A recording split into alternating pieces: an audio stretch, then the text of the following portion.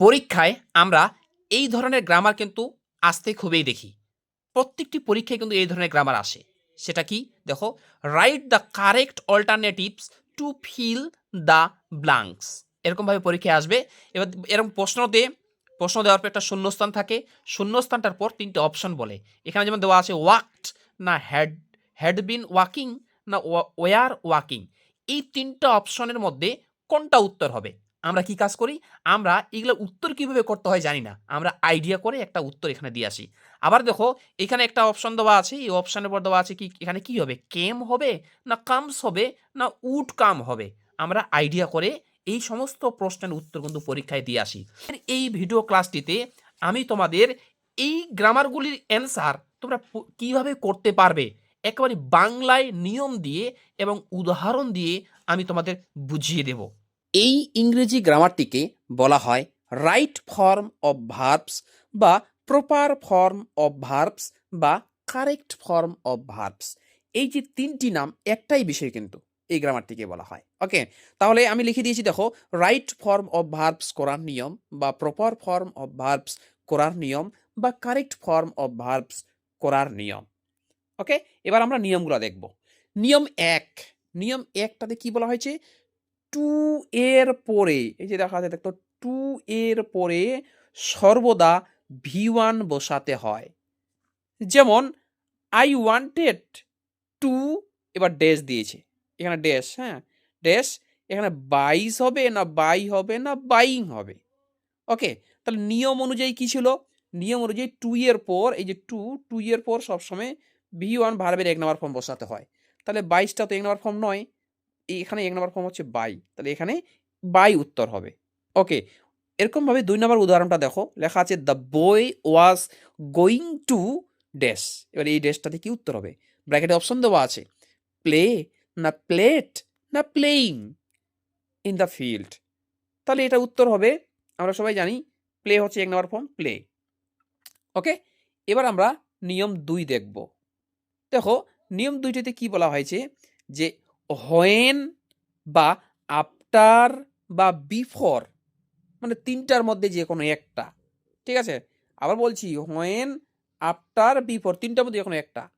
When, after, before যুক্ত বাক্যের ২টি অংশের মধ্যে একটিকে V2 করতে হয় এবং অপরটিকে হেড লিখে V3 করতে হয়। মানে এই হোয়েন বা আফটার বা বিফোরের আগের অংশে যদি কখনো V2 দেওয়া থাকে, তাহলে ওইদিকে অপর অংশে, মানে পরের পার্টটিতে হেড লিখে V3 করতে হবে। কিংবা আগের অংশে যদি হেড লিখে V3 দেওয়া থাকে, তাহলে পরের অংশে V2 করতে হবে। ওকে, যেমন দেখো, এখানে একটা উদাহরণ আমি দিয়েছি যে হোয়েন হি ড্যাশ, এখানে ইটস হবে না ইটিং হবে না ate, comma he had seen, he dash so, না হ্যাড সিন, না হ্যাভ সিন। ওকে, এটা কি উত্তর হবে? এবার দেখো, এখানে ২টা অপশনগুলিতে দেখো, ২ ধরনের অপশনগুলিতে দেখো, একটা লেখা আছে ইটস, ইটিং, এট, আবার পরেরটাতে লেখা আছে so, had seen, have seen. তাহলে আমরা তো জানি যে হোয়েন যুক্ত বাক্যের ক্ষেত্রে তো একটাতে তো অবশ্যই হেড দিয়ে যেটা অপশন থাকবে সেটা উত্তর হবে। তাহলে এইখানে নিচে যে অপশনগুলো দেখতে পাচ্ছি, এখানে একটা হেড আছে, এই যে হেড। তাহলে আমরা এখানে হেড সিন উত্তরটা করে দেব। তাহলে হেড সিন এই দিকে উত্তরটা করে দিলে অপর দিকে যে ২ নম্বর ফর্ম থাকবে, ওই ২ নম্বর ফর্মটা করতে হবে। তাহলে এখানে উত্তর হবে এট। বুঝতে পারলাম? পরেরটা দেখো, এখানে কি বলা হয়েছে? আই ড্যাশ পানিশড, না হ্যাভ পানিশড, না had punished him when he stole, না স্টিল, না স্টিলিং দ্য ব্যাগ। দেখো, এখানে কি বলা হয়েছে? তাহলে একটা তো আমরা জানি হ্যাড তো হবেই। তাহলে প্রথম অপশনগুলো দেখো, হেড আছে, তাহলে ওই উত্তরটাই দিব আমরা, হ্যাড পানিশড। এবার একদিকে তো হেড দিয়ে দিলাম, তাহলে অপর দিকে কিন্তু আমাদের V2 করতে হবে। তাহলে এখানে স্টল, স্টিল আর স্টিলিং, তাহলে এই V2 হচ্ছে স্টল, তাই না? নিয়ম ২টি আমি তোমাদের শিখিয়ে দিলাম। এবার এবার আমরা শিখব নিয়ম ৩। দেখতে পাচ্ছ, এই নিয়ম ৩টিতে কি বলা হয়েছে? ফর, টিল বা সিন্স যুক্ত বাক্যের ক্ষেত্রে যে উত্তরগুলি লিখতে হবে সেগুলি হলো, এখানে যে বাক্যে ফর থাকবে বা টিল থাকবে বা সিন্স থাকবে, ওকে, হ্যাঁ, সেই সেই ক্ষেত্রে আমাদের উত্তর কিন্তু ৩টা ফরম্যাটে করতে হবে। যদি ওই প্রশ্নটাতে দেখো প্রেজেন্ট টেন্সে আসছে, তাহলে প্রেজেন্ট টেন্সের ক্ষেত্রে আমাদের এই উত্তরটি করতে হবে। যদি দেখো পাস্ট টেন্সে আসে, তাহলে পাস্ট টেন্সের ক্ষেত্রে আমাদের এইটা উত্তর করতে হবে। এবং তোমরা যদি দেখো যে সেটা ফিউচার টেন্সে আসে, তাহলে সেক্ষেত্রে উত্তরটা আমাদের এই ফরম্যাটে করতে হবে। ওকে, এবার তোমাদের মনে একটা প্রশ্ন হতে পারে, স্যার আমরা কি করে ধরবো যে এটা প্রেজেন্ট না পাস্ট না ফিউচার? তো আমি তোমাদের বলে দিই যে যখন দেখবে ওই বাক্যটাতে মানে ফর, এই যে দেখতে পাচ্ছ উপরে লেখা আছে ফর, উপরে দেখো ফর টিল সিন্স এটা আছে, এবং কি ওর পাশাপাশি ইয়েস্টারডে লেখা আছে, বা পাস্ট লেখা আছে, বা লাস্ট লেখা আছে, বা কোনো জায়গায় ভি2 ভার্বের দুই রকম দেওয়া আছে, বা কোনো একটা নির্দিষ্ট তারিখ ডেট বা সাল, হ্যাঁ, যেটা অতীতে আছে এরকম দেওয়া আছে। এরকম যদি দেওয়া থাকে তাহলে সেটা কিন্তু পাস্টে লিখতে হবে, এরকম মনে রাখতে হবে, সেটা কিন্তু পাস্টে লিখতে হবে। আর যদি কোনো কিছুই দেওয়া না থাকে তাহলে সেটা প্রেজেন্টে লিখতে হবে। আর ফিউচার কি করে ধরবো? যদি কখনো নেক্সট, নেক্সট কোথায় লেখা থাকে, নেক্সট বা টুমোরো, নেক্সট বা টুমোরো এরকম কোথায় লেখা থাকে, তাহলে সেটা ফিউচার করতে হবে। ওকে, যেমন দেখো আমি একটা উদাহরণ দিয়েছি এখানে, যেমন আই ড্যাশ হ্যাভ প্লেড না হ্যাভ বিন প্লেড না have been playing football till morning, এখানে টিল আছে। ওকে, তাহলে এখানে তো কোনো কিছু নেই, তাহলে এটা প্রেজেন্টে হবে, সেই কারণে এখানে উত্তর হবে হ্যাভ বিন প্লেইং। ওকে, আরেকটা দেখো এখানে কি বলা হয়েছে যে দ্য বয় ড্যাশ সিঙ্গিং না হ্যাড বিন সিঙ্গিং না have been singing for the 2 minutes last week. এই যে দেখো লাস্ট কথাটা আছে, এই লাস্ট কথাটা আমি আন্ডারলাইন করে দিয়েছি। এই লাস্ট কথাটার জন্য এটা আমরা জানি যে লাস্ট পাস্ট ইয়েস্টারডে কোনো তারিখ মাস থাকলে এটাকে পাস্ট টেন্সে লিখতে হয়। আর পাস্ট টেন্সের নিয়মটা কি ছিল? পাস্ট টেন্সের নিয়মটা ছিল আমাদের এখানে যে এ হ্যাড বিন লিখতে হবে, আইএনজি করতে হবে, এটা। তাহলে এটা পাস্ট টেন্সে আমরা লিখবো। তো দেখো এখানে যেটা উত্তর কি হবে, হ্যাড বিন দিয়ে যেটা অপশন আছে সেটা কিন্তু উত্তরটা হবে। বুঝতে পারলাম? আচ্ছা, এরপরে আমরা দেখবো নিয়ম 4, নিয়ম 4 কারেক্ট ফর্ম অফ ভার্বস বা প্রপার ফর্ম অফ ভার্বস করার নিয়ম 4 দেখবো। এই নিয়ম 4টিতে দেখা আছে কি কি বলা আছে দেখো, হোয়াইল যুক্ত বাক্যের ক্ষেত্রে সব সময় কন্টিনিউয়াস ফর্ম অর্থাৎ বা কেউ বলে পার্টিসিপল, হ্যাঁ, বসাতে হয়। কন্টিনিউয়াস ফর্ম বা পার্টিসিপল জিনিসটা কি জিনিস? ভার্বের এক নম্বর ফর্মের সঙ্গে আইএনজি, ব্র্যাকেটে তো আমি লিখে দিয়েছি, ভার্বের এক নম্বর ফর্মের সঙ্গে আইএনজি, এটাকে বলা হয় পার্টিসিপল। ওকে, বা কন্টিনিউয়াস ফর্ম বসাতে হয়। যেমন কি যুক্ত? হোয়াইল যুক্ত। ওকে, আচ্ছা, যেমন দেখো I picked up a textbook while I dash, এখন ওয়েন্ট না ওয়াজ গোয়িং না গস, তাহলে যেই অপশনটার সঙ্গে আইএনজি যুক্ত আছে সেটাই হবে উত্তর। কখন হবে? যদি প্রশ্নটাতে হোয়াইল থাকে। যেমন আরেকটা অপশন দেখো, you will see a magic while dash writes না রট না রাইটিং, তাহলে এটা উত্তর কি হবে? রাইটিং, কারণ এই রাইটিং এর সঙ্গে আইএনজি যুক্ত আছে। ওকে, এবার দেখো কারেক্ট ফর্ম অফ ভার্বস বা প্রপার ফর্ম অফ ভার্বস বা রাইট ফর্ম অফ ভার্বস করার নিয়ম 5। তো নিয়ম 5টা দেখতে পাচ্ছ। নিয়ম 5তে বলা হচ্ছে কি, ইফ যুক্ত বাক্যের একটি অংশ যদি প্রেজেন্ট ইনডিফিনিট টেন্স হয় তবে বাক্যের পরের অংশটি ফিউচার ইনডিফিনিট টেন্স হয়। যেমন ইফ যুক্ত, কিন্তু হ্যাঁ, ইফ মানে তো যদি, এতে বলা হচ্ছে কি if he comes comma I dash, এবার গো না ওয়েন্ট না উইল গো, তাহলে একটাতে ফিউচার ইনডিফিনিট করতে হবে, আর ফিউচার ইনডিফিনিট মানে তো আমরা জানি উইল শ্যাল, তাহলে এটা উত্তর হবে উইল গো। পরেরটা দেখো লেখা আছে কি, if you work hard comma you dash will shine না শাইন না উড শাইন, উড তো হবে না আর শাইন তো হবে না, কারণ ফিউচার ইনডিফিনিট টেন্স মানেই ইফ যুক্ত বাক্যের ক্ষেত্রে মনে রাখতে হবে ফিউচার ইনডিফিনিট টেন্স করতে হবে, আর ফিউচার ইনডিফিনিট টেন্স মানেই শ্যাল উইল। ওকে, আচ্ছা, এবারে আমরা দেখব নিয়ম 6। দেখো নিয়ম 6টা তোমরা দেখতেই পাচ্ছ লেখা আছে, কি বলা হয়েছে, বাই এর পরে V1 প্লাস আইএনজি হয়। বাই এর পরে যখন কোনো শূন্যস্থান থাকবে এবার তারপরে 3টা অপশন থাকবে, তাহলে যেই অপশনটাতে আইএনজি থাকবে, হ্যাঁ, V1 প্লাস আইএনজি, সেটাই আমরা উত্তর করব। শুধু আইএনজি, কোনো ওইখানে কোনো এমিজার ওয়াজ আর কিছু থাকবে না কিন্তু আইএনজিটার আগে। ওকে, যেমন দেখো she expressed her feelings by dash, এবার কি ক্রাইড না ক্রাইং না ওয়াজ ক্রাইং, তাহলে আমি কি বলেছি, শুধু V1 আইএনজি, ওর সামনে কোনো ওয়াজ ওয়ার এমিজার কিছু থাকবে না, তাহলে যেই অপশনটাতে দেখবে শুধু V1 আইএনজি আছে সেটাই হবে উত্তর। তাহলে এইখানে দেখো ক্রাইং কথাটাতে আছে, কোনো ওয়াজ ওয়ার সামনে নেই, এইটাই উত্তর হবে, এখানে উত্তর করে দেওয়া আছে।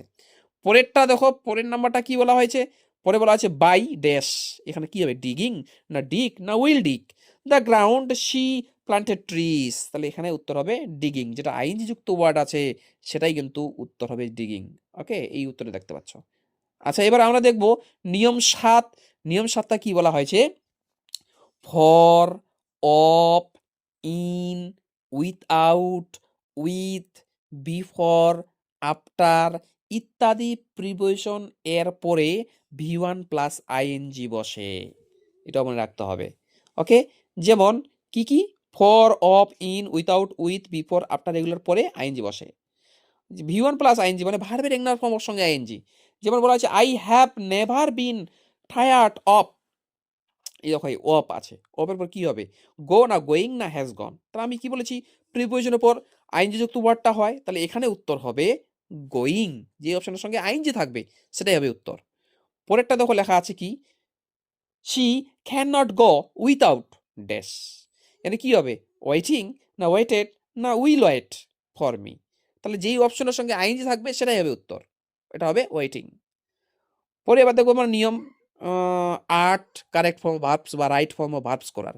তার আগে ছোট্ট একটা রিকোয়েস্ট, যদি ভিডিও ক্লাসটি ভালো লাগে ভিডিওটি লাইক করো, এবং তোমরা যারা চ্যানেল নতুন এরকম অধ্যায়ভিত্তিক প্রশ্ন উত্তর সাজেশন পাওয়ার জন্য আমার চ্যানেলটি সাবস্ক্রাইব করো, এবং পাশের বেল আইকনটি প্রেস করে অল বোতামটি ক্লিক করে দাও পরবর্তী ভিডিও নোটিফিকেশন পাওয়ার জন্য। তোমরা যদি কেউ class 8, class 9, class 10, class 11, class 12 এর ফ্রিতে নোটস নিতে চাও, তাহলে এই যে গুগলে গিয়ে সার্চ করবে www.samimsir.in, এই যে স্ক্রিনে দেখতে পাচ্ছ লেখাটা, এই লেখাটা গুগলে গিয়ে সার্চ করবে, আমার ওয়েবসাইট খুলে যাবে। ওইখান থেকে ইচ্ছা মতো বাংলা, ইংরেজি, ইতিহাস, ভূগোল প্রত্যেকটা বিষয়ের নোটস বিনামূল্যে পিডিএফ সহকারে তোমরা এখানে পেয়ে যাবে। তাই এক্ষুনি ভিজিট করবে কিন্তু আমার ওয়েবসাইট। ওকে, আচ্ছা, এবার দেখো নিয়ম 8টা কি বলা হয়েছে? Shall, will, can, may, must, should, would, could, might, এই যে মডাল অক্সিলারি ভার্ব, হ্যাঁ, ইত্যাদির পরে ভি1 হয়, মানে এই সমস্ত মডাল অক্সিলারি ভার্বগুলির পর সবসময় ভি1 বসাতে হয়। তাছাড়া এগুলোর পরে নট থাকলেও ভি1 হয়। ঠিক আছে, মানে এগুলোর বলতে কি, এই যে লেখাগুলো আছে shall, will, can, could, should আছে না, এগুলোর পরেও নট থাকলেও ভি1 হয়। যেমন আই উড ড্যাশ, এখানে কি হবে? সেভড না সেভিং না সেভ দ্য বয় স্টারডে? এদিকে ব্র্যাকেটে কি থাকছে থাক, যখন দেখবে শেল, উইল, ক্যান, কুড আছে ওর পরে সবসময় ভি1 করে দিবে, যেটা ভার্বের এক নম্বর ফর্ম বা প্রেজেন্ট ফর্ম। ওকে, তাহলে এখানে এই উত্তরটাতে হবে কিন্তু এই সেভ কথাটা এখানে উত্তর হবে, এই যে সেভ দেওয়া আছে। ওকে, আচ্ছা, পরের নাম্বারটা দেখো কি বলা হয়েছে। পরে বলছে he can not dash, not, দেখো ক্যানটা কিন্তু মডাল অক্সিলারি ভার্ব, আবার ওর পরে নোট আছে। হ্যাঁ, আমি কি বলেছি? মডাল অক্সিলারি হোক বা নট হোক, ওর পরে সবসময় ভি1 বসাতে হয়। তাহলে এই অপশনগুলোতে কি আছে? সিং ভি1, সিঙ্গিং ভি1 এর সঙ্গে আইএনজি, সেং 2 নম্বর ফর্ম, তাহলে যেটা ভি1 এক নম্বর ফর্ম ওটাই উত্তর হবে। দেখো এখানে সিংটাই উত্তর হয়েছে। এরপর চলে আসো নিয়ম 9। নিয়ম 9টাতে কি বলা হয়েছে? যে ব্র্যাকেটে বি থাকলে পার্সন, নাম্বার এবং টেন্স অনুযায়ী এমিজার, ওয়াজ, ওয়ার, বিন বসবে। যেমন ইট বি 2 ইয়ার্স এগো, এগো কথাটার জন্য কিন্তু পাস্ট টেন্স হয়। হ্যাঁ, ওই জন্য বি মানে কিন্তু এমিজার হয়, আবার বি মানে কিন্তু ওয়াজ ওয়ার হয়। ওকে, তাহলে যদি পাস্ট টেন্সের কোনো রূপ ওই প্রশ্নটাতে থাকে, তাহলে এখানে ওয়াজ ওয়ারের মধ্যে লিখতে হবে, এবং পাস্ট টেন্সের কোনো রূপ যে না থাকে, তাহলে প্রেজেন্ট টেন্স যদি থাকে তাহলে এমিজারের মধ্যে লিখতে হবে। যেমন এই প্রথম প্রশ্ন দেখছিল it dash 2 years ago, এগোটা past, ওই কারণে ওয়াজ ওয়ারের মধ্যে বসাতে হয়েছে। এবার ওয়াজ হবে না ওয়ার হবে? ইটটার জন্য আমরা বুঝলাম ইটের পর ওয়াজ হয়। ওরকম he dash an honest man, এখানে কিন্তু পাস্ট না প্রেজেন্ট এটা কোনো কিছু দেওয়া নাই, অর্থাৎ আমরা ধরে নিব প্রেজেন্ট। ঠিক আছে, ওই কারণে হি এর পর ইজ হয়, প্রেজেন্ট হলে কিন্তু এমিজারের মধ্যে লিখতে হবে, এখানে ইজ হবে, ওই কারণে ইজ দিয়ে দিলাম। এরপরে দেখো পরেরটা হচ্ছে বলা হয়েছে কি নিয়ম 10। নিয়ম 10টাতে বলা হয়েছে কি কোনো বাক্যে yet, just, just now, recently, already, ever থাকলে প্রেজেন্ট পারফেক্ট টেন্স হয়। যেমন he dash his lunch just now. দেখো এগুলা বাক্য যদি কোনো just now, recently, already, yet, হ্যাঁ এগুলো থাকে, তাহলে present perfect tense. Present perfect tense মানে হ্যাজ হ্যাভ ভার্বের 3 নম্বর ফর্ম। হ্যাজ হ্যাভ যেটা থাকবে অপশনে ওইটা হবে উত্তর। হ্যাজ হ্যাভ ভার্বের 3 নম্বর ফর্ম মনে রাখতে হবে কিন্তু। ওকে, আচ্ছা, আমি ব্র্যাকেটে লিখে দিয়েছি হ্যাজ হ্যাভ ভার্বের 3 নম্বর ফর্ম। যেমন দেখো একটা অপশন দিয়েছি আমি, একটা উদাহরণ দিয়েছি, উদাহরণটা তোমরা বুঝলে যে হি ড্যাশ টুক না হ্যাজ টেকেন না টেকিং হিজ লাঞ্চ জাস্ট নাও। এটা উত্তর হবে হ্যাজ টেকেন। পরে নিয়ম 11। হ্যাঁ, নিয়ম 11তে কি বলা হয়েছে দেখো, টু বি বা হ্যাভিং বা গট থাকলে ভার্ব এর পাস্ট পার্টিসিপল ফর্ম বা V3 হয়। টু বি এর পর বা হ্যাভিং এর পর বা গট এর পর, এই তিনটার পরে যদি অপশন থাকে তাহলে ভার্বের 3 নম্বর ফর্ম মানে পাস্ট পার্টিসিপল ফর্ম হবে। মনে রাখতে হবে কিন্তু নিয়মগুলো তোমাদের। ওকে, যেমন বলা হয়েছে কি the thief ran away having, having আছে এখানে, হেভিং এর পর ভার্বের 3 নম্বর ফর্ম হবে হেভিং। এবার সো না সিন না সিস দ্য পুলিশ, এটা উত্তর হবে কি সিন। 3 নম্বর ফর্ম, হেভিং এর পর 3 নম্বর ফর্ম বসে। পরেরটা দেখো, the task is to be completed না কমপ্লিটিং না হ্যাভ কমপ্লিটেড ইমিডিয়েটলি, এটা উত্তর কি হবে? এটা উত্তর হবে কমপ্লিটেড, ভার্বের 3 নম্বর ফর্ম কিন্তু। ওকে, আচ্ছা, আশা করি বুঝাতে পারলাম। এরপর দেখো নিয়ম 12, বলা হয়েছে ইচ বা এভরি বা এভরিওয়ান বা এনি বা এনিওয়ান বা এভরিবডি বা anything, nobody, no anybody, nobody, no one, nothing, anything, someone, something, one of, neither ইত্যাদি থাকলে ভার্ব এর সিঙ্গুলার নাম্বার হয়। বুঝতে পারছো? এটা খুবই গুরুত্বপূর্ণ, খুবই ভাইটাল জিনিস, এটা মনে রাখবে কিন্তু। এগুলোর পরে সবসময় ভার্বের সিঙ্গুলার নাম্বার হয়। তাহলে এখানে বলা হয়েছে কি ইচ অফ, এই যে ইচ অফ আছে দেখো, ইচ অফ দ্য স্টুডেন্টস, হ্যাঁ এখানে কি হবে? ওয়াস, ওয়ার না এম? তাহলে এখানে এটা উত্তর হবে কি ওয়াস। আমরা জানি ওয়াস এক বছরের পর বসে সিঙ্গুলার নাম্বারে পরে। পরে দেখো এভরি ফাদার, এটা কি হবে? ডেডিকেট না ডেডিকেটস না ডেডিকেটেড? এভরি কথার জন্য সিঙ্গুলার নাম্বার হয়, আর সিঙ্গুলার নাম্বারের ক্ষেত্রে কি হবে? ডেডিকেটস, এস যুক্ত হবে, যে ভার্বটার সঙ্গে এস যুক্ত থাকবে সেটাই হবে উত্তর। আশা করি এই ভিডিও ক্লাসটি ভালো লেগেছে। যদি ভালো লেগে থাকে ভিডিওটি লাইক করো এবং এই ভিডিও ক্লাসটি বেশি বেশি করে শেয়ার করো, যাতে সমস্ত ছাত্রছাত্রীরা এই ভিডিও ক্লাসটি দেখে উপকৃত হয় এবং এরকম ধরনের গ্রামার পরীক্ষা আসলে তারা যাতে সহজেই উত্তরটা করতে পারে এবং 3 নম্বর পেয়ে যায়। থ্যাংকস ফর ওয়াচিং, দেখা হচ্ছে পরের ভিডিও ক্লাসটিতে।